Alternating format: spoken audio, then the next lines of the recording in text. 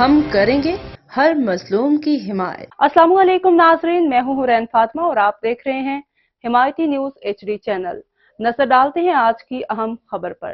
مسلم league نون نے وفاقی budget کے معاملے پر مذاکرات میں پیپلز پارٹی کو تمام تحفظات دور کرنے کی یقین دہانی کرا دی۔ ذرائع کے مطابق کمیٹی سطح پر مذاکرات میں نون لیگ اور پیپلز پارٹی نے ایک دوسرے کے ساتھ گلے شکوے کیے۔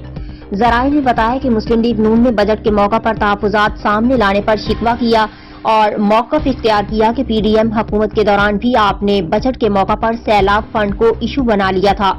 ذرائع کا کہنا ہے کہ بجٹ تیار کرتے وقت بنیادی نکات سے وزیر اعلیٰ سندھ اور سینئر رہنماؤں کو اعتماد میں لیا تھا۔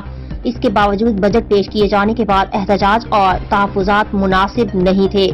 مزید خبروں اور اپڈیٹ سے باخبر رہنے کے لیے دیکھتے رہیں حمایتی نیوز HD چینل۔